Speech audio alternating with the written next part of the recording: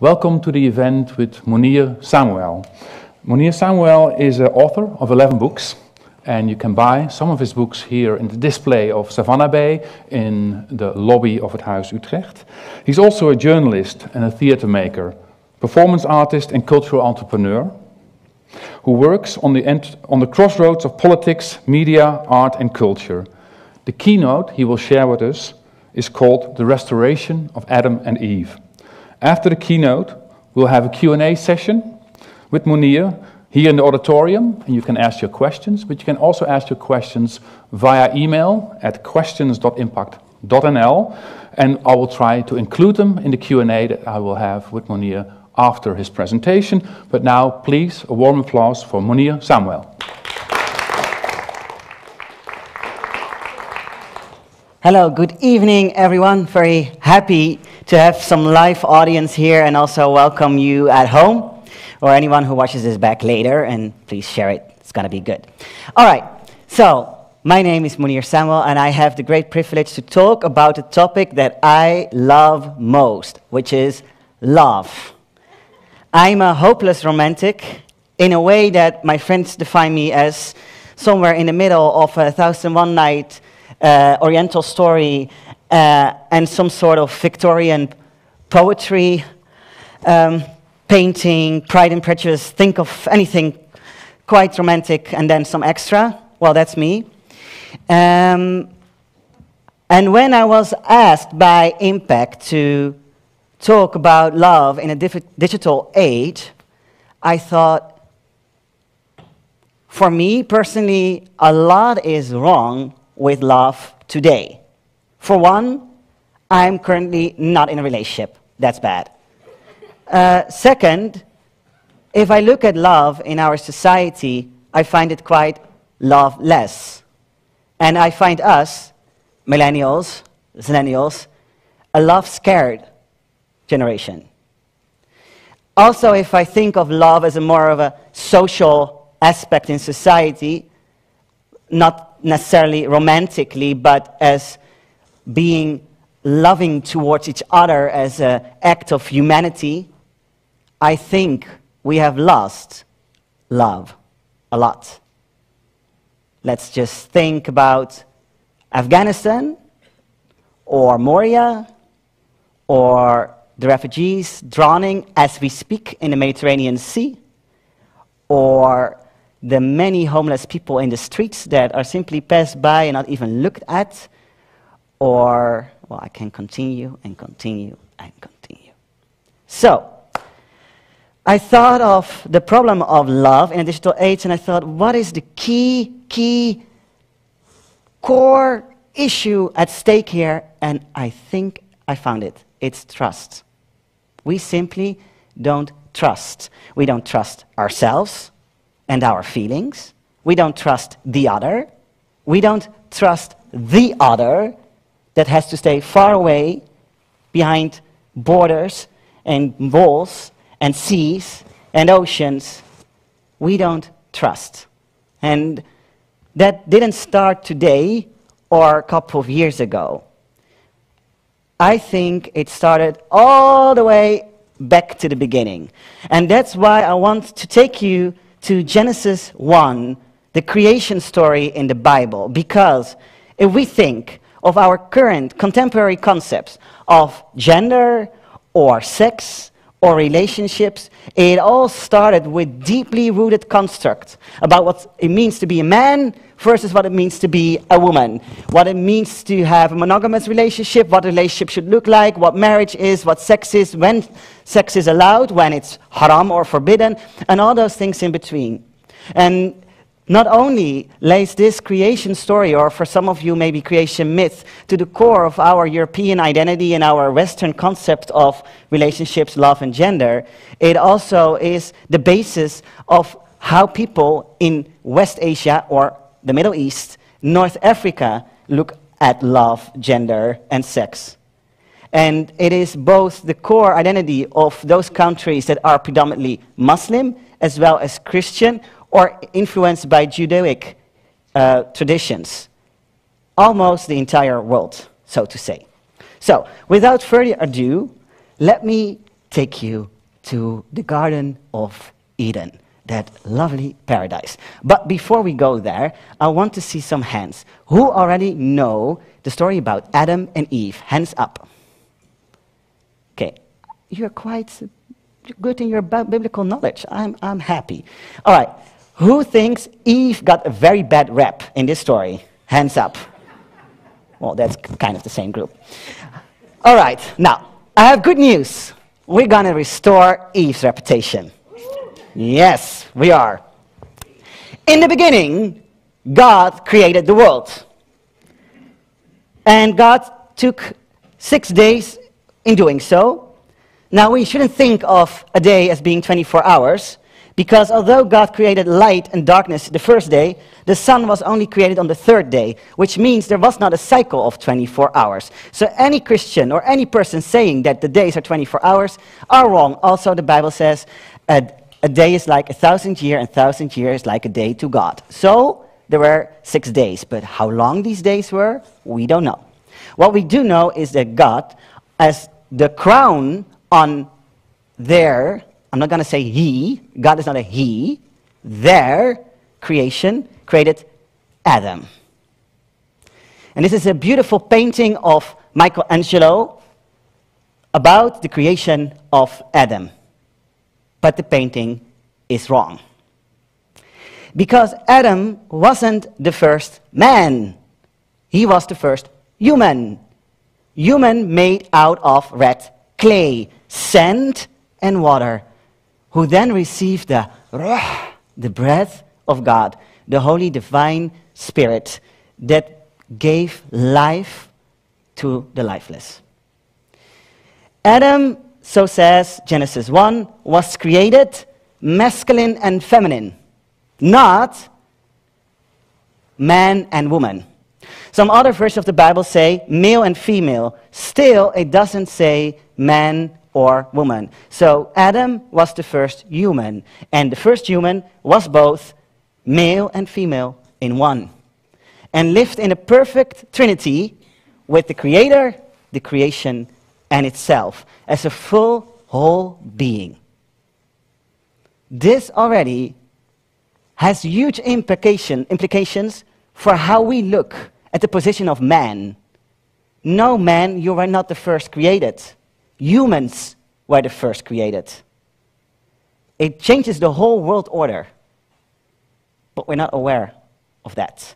And we're not aware of how we have translated the Bible in a way, and the Quran, for that matter, in a way that we have made Adam and man. Even so, Adam now is the most used name for young boys in the Netherlands. I think we should start calling girls Adam. Adam was in the garden enjoying the beautiful bounty of nature, still untouched by the poison of man. And he named all the animals. He honored the animals by giving them names. He would only eat, or I shouldn't say he, they would only eat the fruits from the trees. So no laboring for food. It was all there. And Adam walked with God in the garden. They were in a perfect relationship. But Adam was alone. And so God, after saying, it's good, it's good, it's good, I created the light, it's good, I created the plants and the trees, it's good, I created the fish and the birds, it's good, I created human beings, Adam, it was great. He says, it's not good for man to be alone, or actually for human to be alone. And so Adam is put asleep, and there was Eve created. And here we see a painting in which, from Rubens, in which Adam meets Eve for the first time. And Adam is truly delighted, starts to speak in poetry even. There she is, our wrong Bible translations say, bone of my bone, flesh of my flesh. And Adam and Eve formed a perfect union, an instant love affair. Now, there are many things about this Bible story that I can not address in my in the short time that I'm given, but I do want to address this.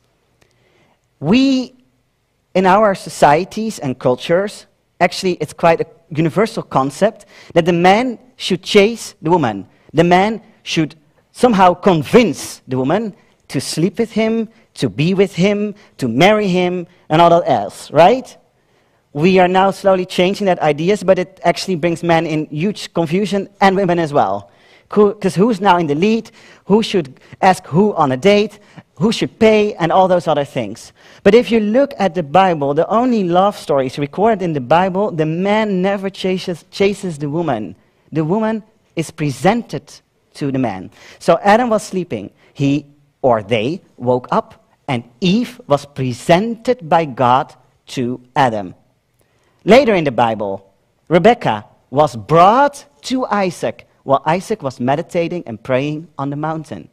Later in the Bible, Boaz was sleeping and Ruth came and lay down at his feet. Not once do you read in the Bible that a man chases a woman. The only one who tried to do so was Samson, and well, he was a he-man with a she-weakness. So maybe we should stop with the whole chase and the whole game. And when I thought about this, I watched a documentary on birds and how birds lure women into being with them, even though it's for a wink of a second, to foster offspring. The birds, they whistle, they create a nest, they clean out an area to make it perfect for lovemaking. They learn themselves whole dances which they practice for hours and hours, and sometimes they even perform a dance for 24 hours or more to convince a female bird. But not once do they go look for the female bird, nor do they chase her when she decides, after 24 hours of dancing, singing, whistling, and all that, to fly after her when she flies off. Until the last second, the female bird has the choice not to mate with the male bird, and he will never rape her. Well, I think we have to learn a lot about that behavior. So, back to Adam and Eve. Again, this painting is wrong, because we see a man and a woman, although, well, if you look from heteronormative cisgender standards. But actually, Adam and Eve were still just two humans who had a perfect love affair, two humans who were in a perfect union. Now, I know that many women today have fought for so many generations for their independence that they actually find it quite hard to commit, because it feels like they're giving up on their freedom by being in a union with a man, because then they would be what? Having to submit to a man, having to please him, and all those other roles that we have attached to being a woman. But if you look at the role that Adam and Eve got, it was in perfect partnership, in perfect equilibrium, so to say. They both got the exact same order: be fruitful and multiply. And that was much more than have sex and get children. I think they had a lot of that too in the garden. I would, but they had to be fruitful in the sense that they got the creative power of God to then be creative themselves, and to create more out of what was already created in every single way. And Eve is called a helper, but a helper is not an assistant. Even more so, Adam actually followed Eve, which we will soon find out. Here everything is still happy and fruitful and joyous, and look how much wildlife we still had. But then there was the snake, the most wicked and smart of all animals, so the Bible says. And the snake starts to play with Adam and Eve. Most people think Eve was alone when the snake seduced her in eating the apple. Now, first, the Bible never talks about an apple, and I think it wasn't an apple because that would not be sexy enough to lead to the fall of man. So probably it was a very interesting exotic fruit that we don't even know. But anyway, there was a tree, the only tree God said, don't touch that tree. You can eat from any other tree, but don't touch that one. And yet, of course, humanity was tricked to the forbidden fruit. But they were both there. And that's something most pastors or reference or priest won't teach you, or imams for that matter. It says this: Eve ate from the fruit and gave some to Adam, who was with her. He was there all along. She wasn't like, Adam, you come eat. No, he was standing there being stupid and all like, whatever you want, as long as I can make out with you, I don't care. So anyway, what did the snake do? He started playing with Eve's mind. Adam wasn't thinking about anything. He was just with his big dick energy. You know? So anyway, so Eve was seduced in questioning herself. Because what happened? The first thing the snake asked, and snake is evil, the devil incarnated, or anything like that. Maybe it's our own worst enemy. Didn't God say you can't eat from any of the trees? So he's trying to create confusion and doubt. And Eve is like, no, wait, no. We can eat from every tree but this single one. All right. Then, because then we would die. That's what Eve says. And then the snake says, no, you won't die. If you would eat from this tree, you would know, you will be like God. The interesting thing is, Eve was already like God, because God created Adam, male and female, in their image. Adam and Eve were already like God. But the snake somehow convinces Eve she isn't. And she won't be until she eats from that fruit. And this is where the identity crisis of humanity started. By this small voice, which make Eve forget who she was, how powerful she was, how much she was already a representation of God. Until this very day, our confusion in our identity and our self-worth and our self-esteem and our value, our universal value that we have, that we are enough, that we are loved, that we have a right to exist simply because we have breath in our lungs that is given, and a gift. We don't know that. And we don't see it in someone else too. We constantly have to fight and strive for our mere existence while we are already like God. So Eve eats from the apple. Adam is like, whatever you do, babe, I'm good. So Adam eats too. Here's another very, very odd portrait of that. And then suddenly everything changes. Eve and Adam find out that they are naked, and they are ashamed and hide themselves behind bushes for each other, for themselves. And this is where, according to my view, Adam and Eve stopped being two humans and started being men and women. Because this was the second they realized they're not the same. They are physically different. They are somehow aware of what divides them instead of what unites them. And not only are they afraid and ashamed towards each other, but also to God. So they hide in bushes and try to put on fig trees, which are quite edgy, by the way. You get a rash immediately. So not the most convenient plant to use. And God comes to the garden and says, hey, people, we're like, Adam, where are you? And Adam says, I hide myself because I'm naked. And God asks, who told you you're naked? And that's where the great divide started. The divide between humans, changing them into two genders. And the start of the battle of the sexes that never ended. The divide between humanity and God, or the spirit, or love with a capital L, or whatever you want to call it. And the division between humanity and Earth, the beautiful planet that they once lived in like equals, like a joy, like a gift that they honored instead of kill, destroy, eat.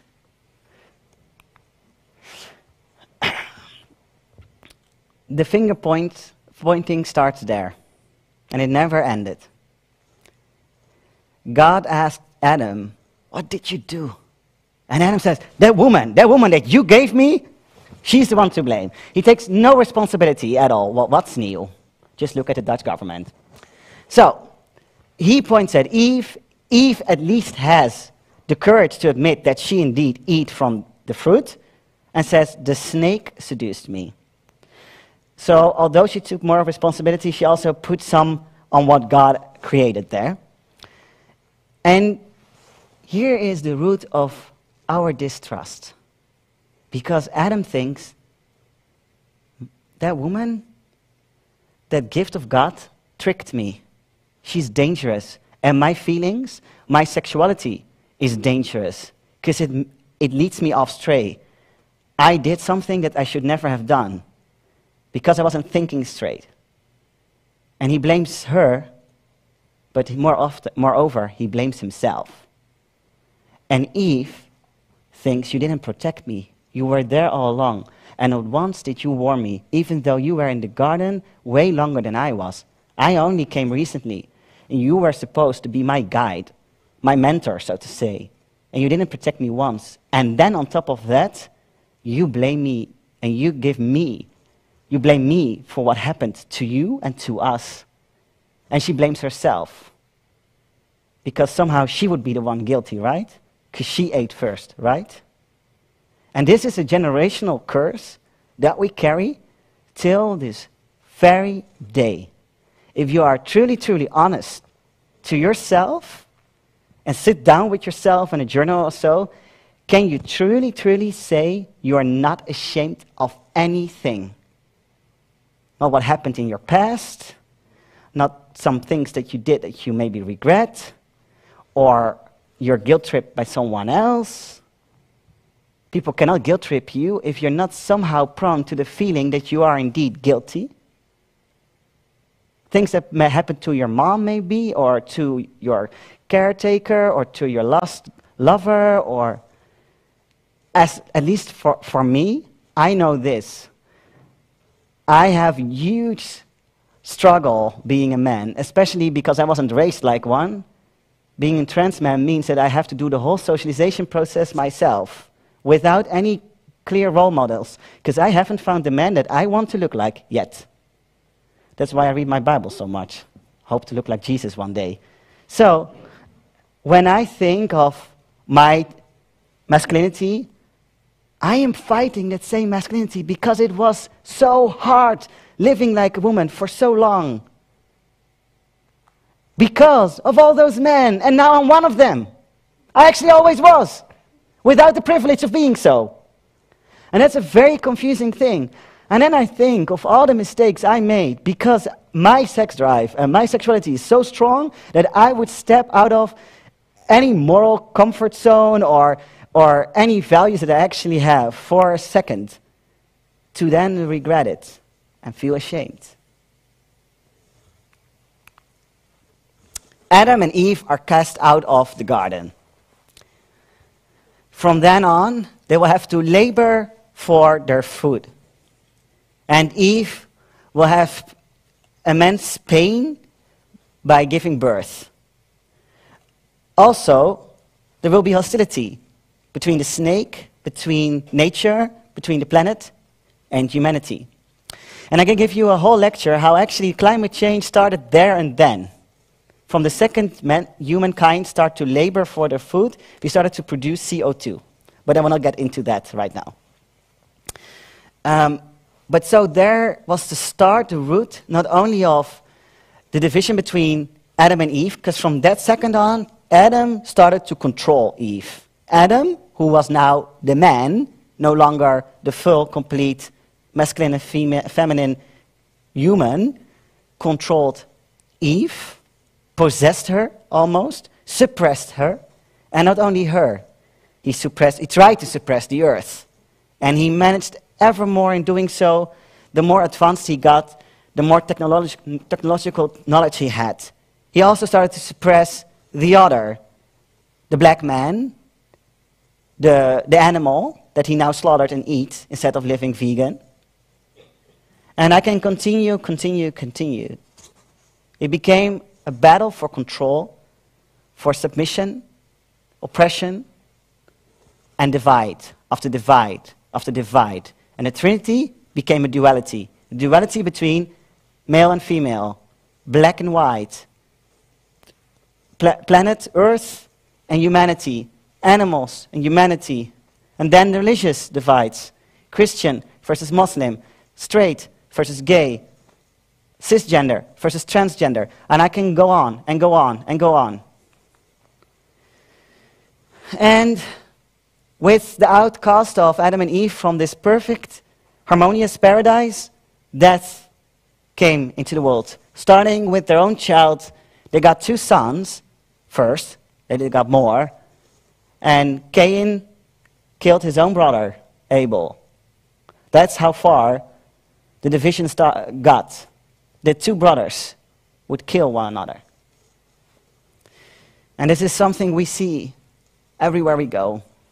If we don't kill someone else by weapons of mass destruction, we will kill them by our words, by our politics of exclusion, by our institutional racism, by our homophobia that I would call homo-hate, and so much more. And while humanity developed, we also degenerated into small, tiny boxes, bubbles, within bubbles, that then became algorithms, and then we had COVID-19, and we got even more bubbled into digital bubbles, till we didn't even know who we were aside of the likes we got. Identityless, so we cling to that one identity. We made LGBTQ into a religion. Thanks God if you're gay, because at least you have an identity. What if you're a white man who is cisgender and straight? It's a disaster. You have no identity to wave with. Did you ever see the straight flag? It's ugly. It's black, white, no joke. No parade for you, although every day is a parade for straight people. So we cling to these identities to give us some sort of raison d'être. But it's only resulting in more divisions, more polarization, more trench wars of groups that don't know how to be a group or a community that stand, how to meet each other and find the bridge, the connection beyond the identities that divide us. And the battle of the sexes became such a deep notion in our society that we truly started to believe that men are from Mars and women from Venus. Well, men and women are from humans who lived in Eden, the same soil, the same water, the same breath of God. And we started to look for love in all the wrong places. At least I did. I'm fighting my whole life to be loved, to be heard, to be seen, to be accepted, to be understood, to be forgiven for who I am.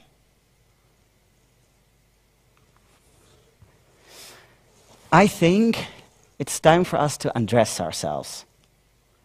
Sexual way will be nice, but I'm not talking about that. I'm talking about uncovering all those layers, all those masks, all those coping mechanisms, so we finally meet again, to truly meet up with the other in a physical space, even though that person doesn't look like you at all, doesn't think like you at all, doesn't vote like you at all, and then meet the human, the soul, the heart, behind the masks, the layers of external identity, like race, like ethnicity, like sexual orientation, and all those other things. To uncover the shame and our insecurities, because we masked our insecurities. We mask it with ego and pride. They say that we are the most narcissistic generation ever lived. And I think it's right. We literally walk around with a camera in front of our face, making selfies instead of taking pictures from the other. But then all the narcissism only means that we are very insecure and clueless. Because narcissism and egoism and pride are only coping mechanisms for insecurity and fear. And we are also the most fearing generation ever recorded by science. So if we are the most scared and fearful generation, then it's not strange that we look for all sorts of safety mechanisms and protection and blow ourselves up just to feel a little bit more secure. I don't need to blow myself up when I already feel at ease with myself. I don't need to grow my hyper-masculinity if I am secure of my masculinity. I can walk like this and feel as manly as ever. I don't mind. And I don't care if you call me gay. But how many men would do that?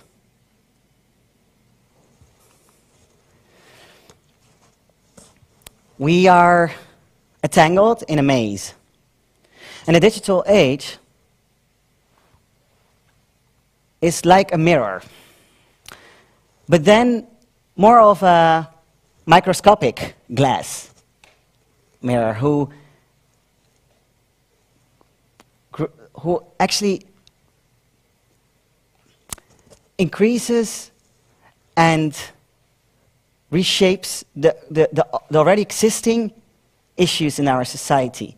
So for example, on your first date, most people will try out the water.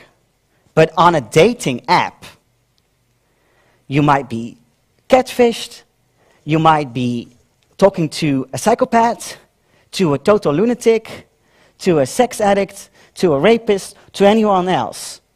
So you're not looking for love in a happy way and feeling the vibe. No, you're asking all these questions to see who am I actually talking to. And if you had 1 or 2 or 3 or more bad experiences, chances are quite high that you'll become more of a detective, trying to dismantle the other, trying to prove to yourself the narrative, he's probably not trustworthy anyway, she's probably crazy anyway, they are probably narcissistic anyway. And it just grows the fear to then actually be quite surprised if the person turns out to be quite normal. You might actually even enjoy the date somehow. Wow. And personally for me, dating apps don't work. I don't get likes with a name like Mounir. It's bad. If I make it Miguel, it works. But Mounir, no. And then I'm not like anything people think they see on base of the picture. I'm not Moroccan, or Dutch for that matter. I'm not Moroccan Dutch. I'm not cisgendered. I'm not Muslim. And I can go on and on. So I first have to dismantle all the identities that people think I have to then see if they would still accept the identities that I do have. At that point, you lost your date. Really, trust me. So not only does this dating app contribute to more racism and discrimination, because yes, if you are Iris and blonde, you are lucky on those apps. It also increases the feeling of insecurity and demasculinates me or gives trans women a very bad rep. It sexualizes and fetishes people, especially black women, for example. And I can go on like that. But these are only explorations of a social trend. The dating apps make things worse. Digital age increases the existing problems, or they magnify them. But they are not rooted in the digital electronics. They are rooted all the way in the beginning.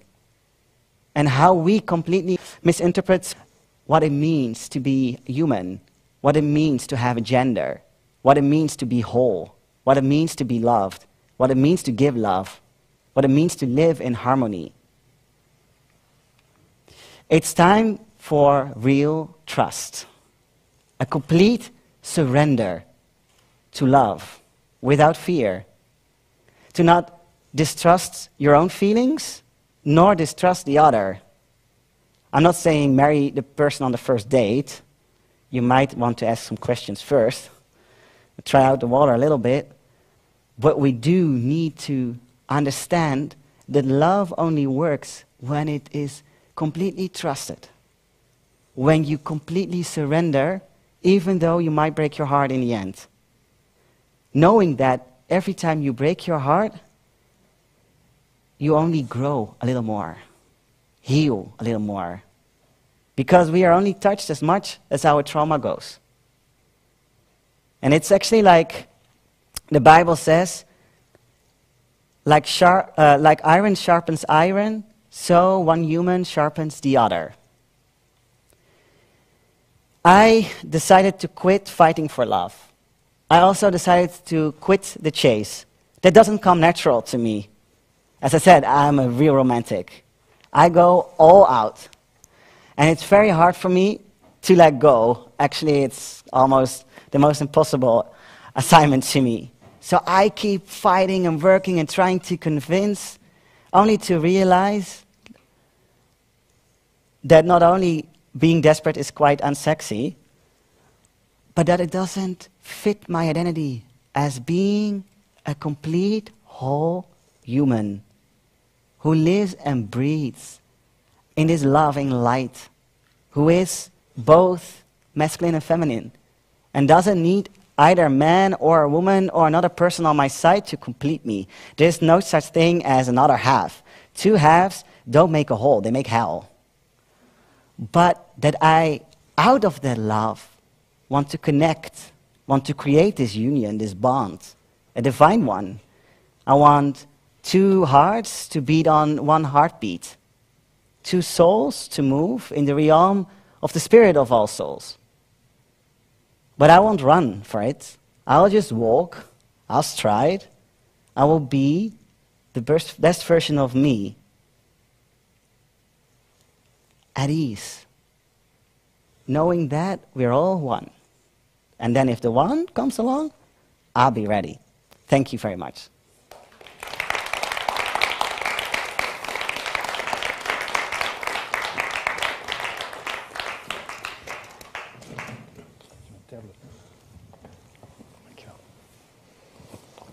Just a moment, we'll get some chairs on the floor so we can have a relaxed and seated conversation with Mounir. Thank you. Thanks, Mounir. That was wonderful. Thank you. As I said in the beginning, whoever has a question, you're very much welcome to share it with us. There's this green microphone ball thingy, cube, that will be thrown at you. And you can also email questions to questions@impact.nl. I have this tablet. Let me first activate it. Type really fast, people. Yeah, it works. So I'll start with some questions, but whenever you feel like sharing a question, just shout, raise your hand, whatever. You're a religious person? No. Not? I'm a relational person. I don't do religion, I do relationship with God. It's different. Mm-hmm. And I wonder how this relationship with God developed over the years. By getting rid of religion in a constitutional and institutional way. So, I think most people know godsdienst en geen God. They know religion, but not relationship with God. That's why Gandhi said, I like you, Christ. I like your Christ. I don't like you, Christians. I wish you Christians were more like your Christ. Because he understood that most Christians don't live out Christ, right? They knew religion. They knew the rules. They make the Bible into a legal framework, or the Quran, or any other holy book for that matter. And for me, ever since I was little, I had questions, and I kept asking questions, and I kept looking, and I felt God's presence in my life, but I didn't necessarily feel it so much in church. Sometimes I did. I mean, there are wonderful Christians, wonderful churches, but usually I would find God in very odd in different places. And I started to develop this idea that God is much bigger and more joyful than the way God was expressed in church. At least my church, which was the Bible Belt Amersfoort, hervormde bond op gegeven middengrondslag. So, Dutch Reformed. in a different time and the age more as well. conservative branches Yes, of Christianity yeah. in the Netherlands. Absolute, definitely so. And I started to read all sorts of theology. I also started to investigate Islam, and I even studied Islamic law aside of my studies. My Muslim friends sometimes call me Mufti Mounir, or the Christian Imam. But in the end, I would always come back to Jesus, and I did really develop a very strong bond with Jesus as this ultimate mystery of God's love, impersonated. So for me, that's why I call myself Christian, because I truly believe in Jesus as being the Son of God, but then again in a different theological way than most Christians do. But for me, relationship with God is really like a relationship. So you fight, you make love, you fight and make war and have love, and it's like all of that. So it's never flat. Like a growing relationship is not flat. You have your ups and downs. I mean, hopefully you don't have a divorce, but you would have fights, and then if you conquer that, your love grows deeper and you grow your intimacy and vulnerability.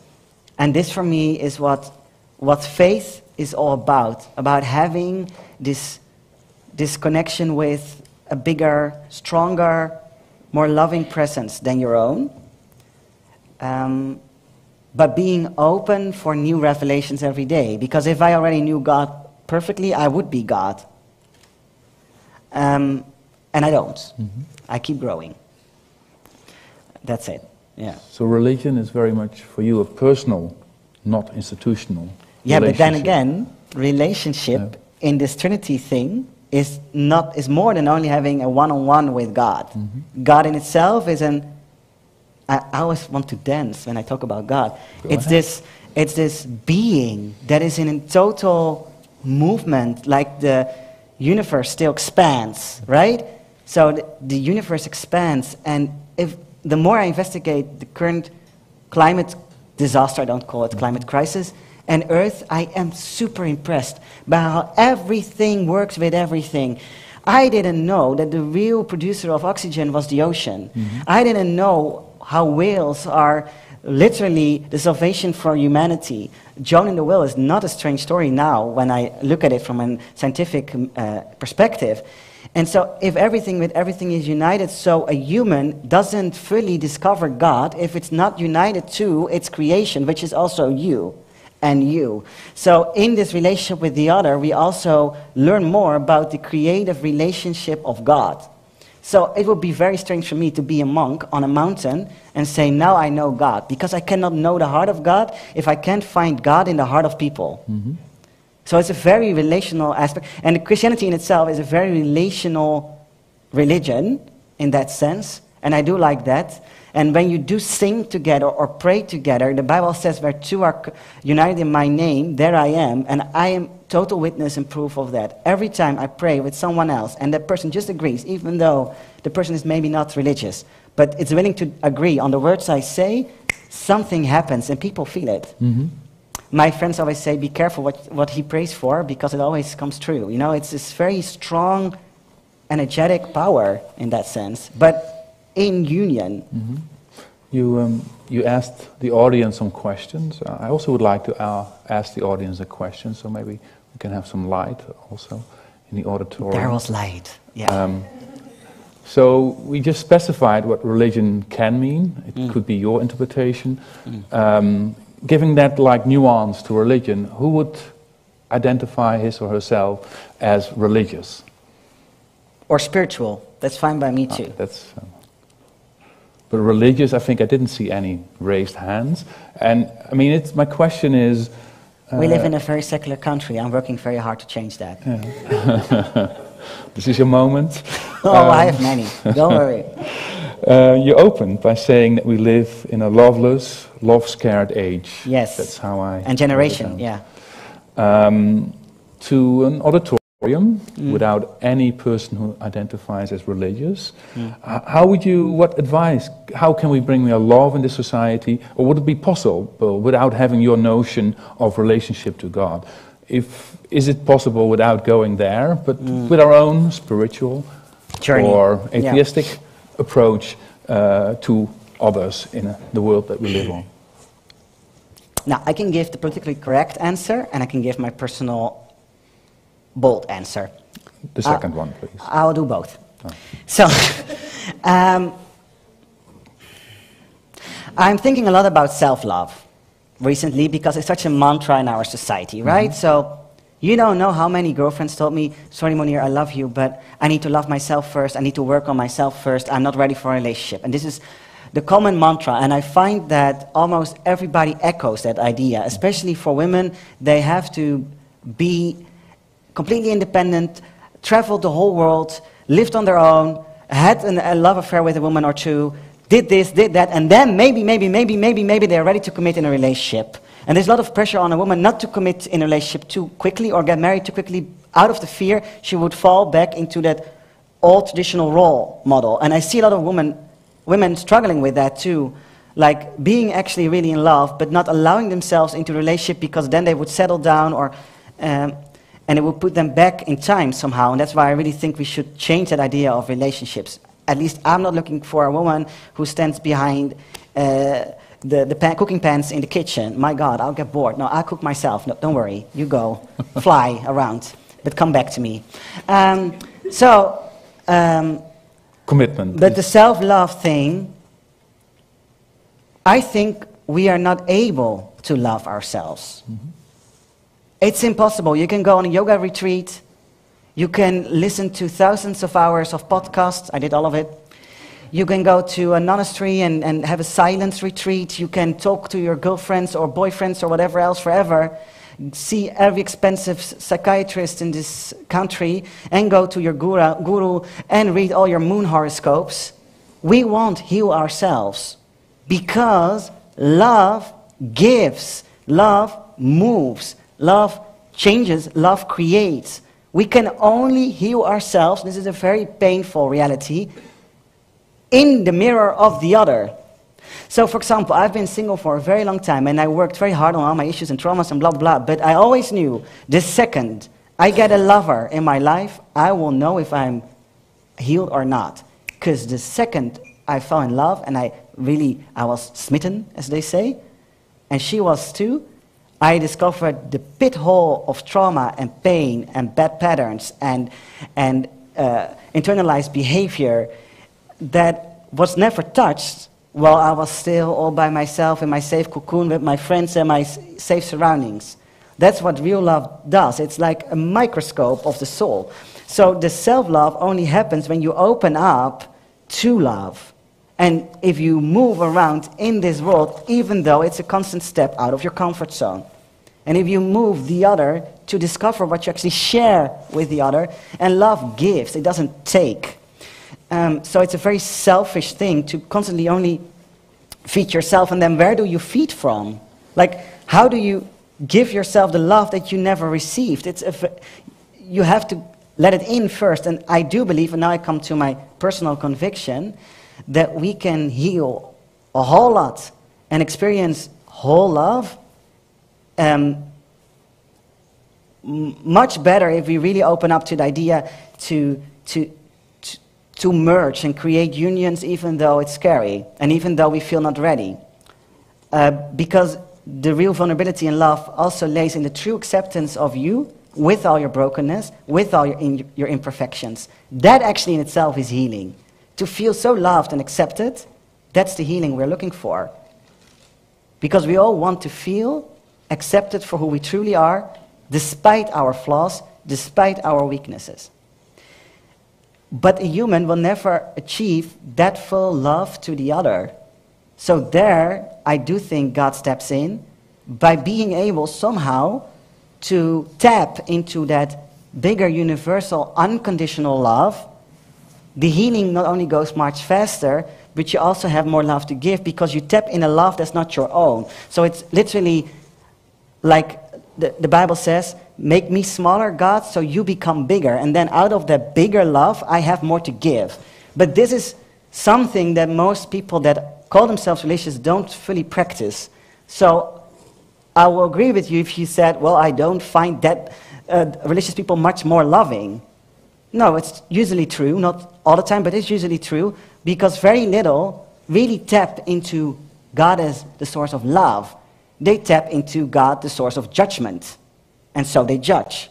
They tap into the idea of God as an angry, bad dad, and then they become angry parents. But if you truly discover the unconditional love for who you are, then you have so much relentless love to give and so much acceptance. Because if I truly, truly understand that I'm forgiven, that I'm loved, how much grace God has for me, how then can I exclude that grace to the other? And that's why I do talk to my biggest enemy, and I do shake their hands, and I do hug them. Only a couple of weeks ago, I spoke to a neo-Nazi who was part of a Nazi gang, and he was crying because I didn't accept his ideas. Now, I will never accept his political ideas. Let's make that very clear. But I said, I don't need to accept or endorse your ideas or political convictions in order to still love you for who you are beyond that identity and beyond those convictions. Mounir, maybe because yeah, sorry, I'm lecturing. We're running out preaching. of time. I also would like to give the audience the opportunity I preach. to ask questions. So if you have a question, raise your hand. Otherwise, we'll just switch Mounir on again. yeah, it's very easy. There's a question over there. Thank you. And thank you, Mounir, for your presentation. A bit closer, maybe. Yeah, like this. Okay. I hear you. Yeah, cool. So I'm just wondering why you chose Adam and Eve as representation for love. Well, I don't say, I don't know if they had a good relationship or not, but I do know this. The social and cultural constructs that are developed and derived from this story work through in our society till this very day. So if you look at the reasons given why men, for example, should be in politics and women shouldn't for so long, or why men were allowed to vote and women weren't, or why men were in charge and women couldn't be, it was in the end always brought back to this story. The woman seduces, the woman is dangerous to herself and to the man, so man should be in charge. Look what happens if a man isn't in charge, like Adam wasn't for a second, that's why. And the same counts for most Middle Eastern, North African societies and every society thereof, because in the end, our oldest civilizations were all in Iraq, Syria, Egypt. And in Islam, Eve is the only woman that's actually named. So all the other women in the Quran have no name but Eve, and she's called Hawa, which also means breath and wind. So it's very interesting. And also within Islamic countries, you find the same ideas all dating back to this story. So I thought if I think about love and about the battle between the sexes and all of that, I have to go back to this narrative, this story that is so deeply rooted in our DNA as a society till this very day, even though we might forget, even actually you all knew the story, so look how common it is. Raise your hand if you Did that answer your question? Thank you. Partly. Okay, well, I'm happy to discuss it with you later. There's a question back there. Raise your hand again so we know where the microphone goes. Yeah, thanks. Finally, I just wanted the microphone actually. Go ahead. Yeah. Yeah, thank you very much. I was raised super Catholic, went to like uniform school, like all girls, and I am queer lesbian. So I was wondering, like talking about the Adam and Eve story and about shame, how, like, if this difficulty to love and be open towards the other person, like, what is your sorry, I should have written it down, it would have helped. Doesn't matter. Yeah, no, like, what about, like, sexual shame? Do you think, like, the sexual shame or, like, body shame stands in the way of love, or, how can I, yeah. Well, I think I get your question. Look, one of the reasons why I chose the story of Adam and Eve, so maybe that also answers your question a little more, is because when I really think and believe that if we adjust our view of Adam and Eve being man and woman into being human, both masculine and feminine, that breaks open not only the way for all genders to be truly accepted and being part of the creation or humanity or whatever, evolution, so to say, but also it opens the way for same-sex relationships or any other type of relationship, because then it's a meeting of two people, right? And how much female or male they are, or how much feminine or masculine they are, or none of them, or either, doesn't matter so much anymore, because in the end you're all going back to that human that is whole in whatever form or shape. Now, talking about sex, if Adam and Eve are not a man and a woman, but are two humans that meet, then all sorts of sexual encounters are permitted instantly. You could wonder if it should be polyamorous or monogamous, if it should be in a covenant or without one, and that will be very different for every single person. But it will no longer be a privilege to straight people only, of two opposing sexes meeting each other. That completely falls away if you really readjust the cultural notions of all of this. And then for shame, it's very funny, I think, that the first thing Adam and Eve did, the second that their eyes were opened, so to say, is hide themselves and hide themselves for each other, while they were probably making love just a couple of hours before that, with the same bodies that they had. So I think that the second our identity gets broken, because that's what happened, the first sin of humanity was not eating from a fruit. It was listening to a voice that was not God's and doubting their own identity. The fruit only came later. So when we doubt our identity, then we get ashamed and we get very insecure and we get prone to body shaming, prone to all those other things. And one thing I know for sure, every person that I ever met that was scared of me or rejected my masculinity was very much insecure about his own masculinity or her own femininity. Those people that tried to beat me up for being transgender and called me names and did so many things because how could I be a man, were very insecure men, very ashamed men, very identity-less men. If you know who you are not bothered by my existence. And so that all plays along with this story. So I don't know if I fully answered your question with that.